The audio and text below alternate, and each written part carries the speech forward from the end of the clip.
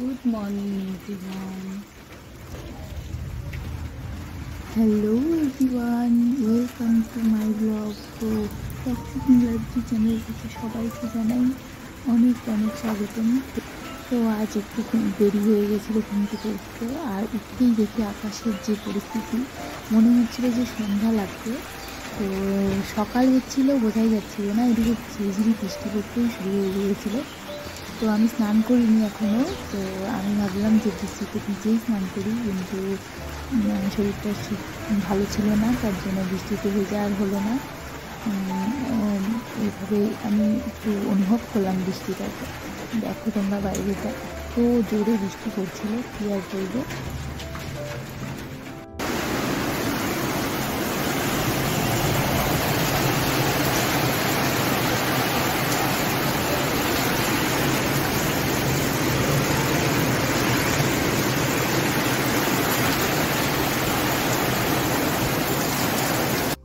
তো ফাইনালি আমার স্নান হয়ে গেল, আর আমি ছেলের জন্য ভাত নিয়ে আসলাম।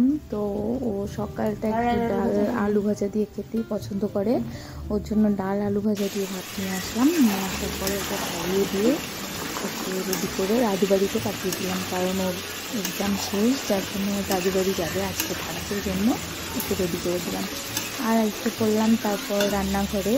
তো আমি এই পাশে বসিয়েছিলাম পাঠার মাংস, আর এই পাশে মার জন্য, মানে আমার শাশুড়ি মায়ের জন্য একটা সবজি, যেটা দিয়ে উনি খাবেন।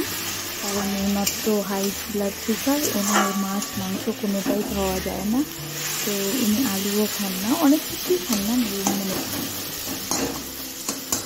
তো সবজিটা হওয়ারই দিতে একদম। আর এদিকে আমি মাংসটা কষানো শুরু করলাম। তো আমাদের বাড়িতে সবাই একটু লাল লাল করে পাঠার মাংসটা পছন্দ করে, তো আমি কয়েকদিন কষাতে শুরু করলাম, মানে যতটা কষানো যায়, তো তোমরাও জানো যে যতটা কষানো যাবে পাঠার মাংস ততটাই টেস্টি হয়। তো আমি সবটা দেখাতে পারলাম না তোমাদের সঙ্গে, কিন্তু মাঝে মাঝে আমি দেখাচ্ছি। এদিকে গরম জলও বসিয়ে দিয়েছি মাংসের জন্য, আর এদিকে মাংসটা আমি এদিকে কষাচ্ছি। তো অনেকটা কষানো, জাস্ট কষানোর সময়টা দেখেই লোভ লাগছে না, হয়তো লোভ লাগারই কথা, কারণ এত সুন্দর লাগছিল মাংসটা, মানে কড়াই থেকেই মনে হচ্ছিল যে অর্ধেকটা খেয়ে নিই। তো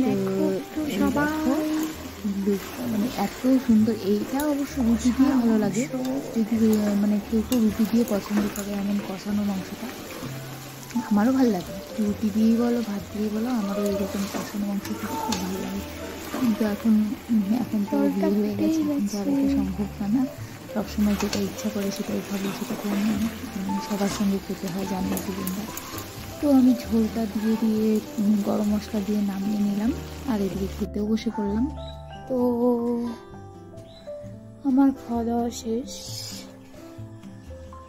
আজকে আর আকাশ ভালো হবে না, দেখো বৃষ্টি পড়ছে একটু একটু।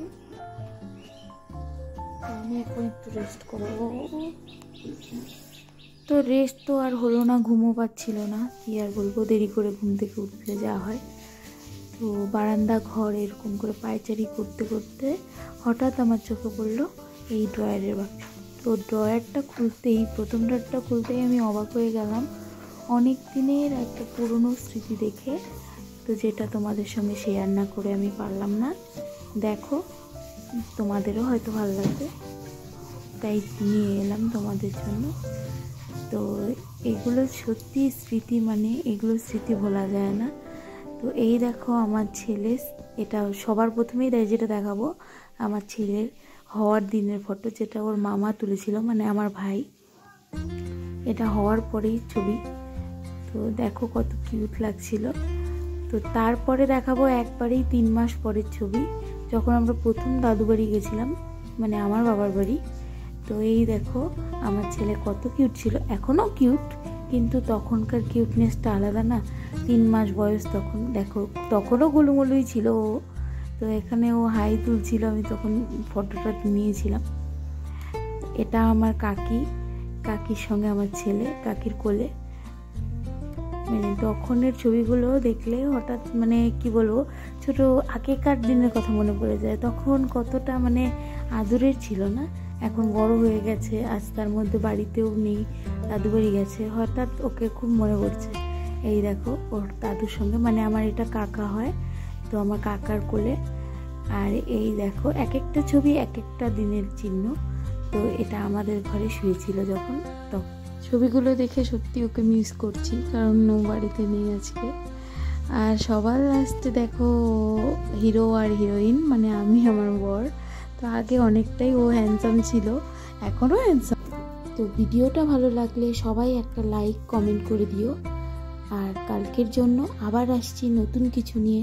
ততক্ষণের জন্য টাটা, টেক কেয়ার।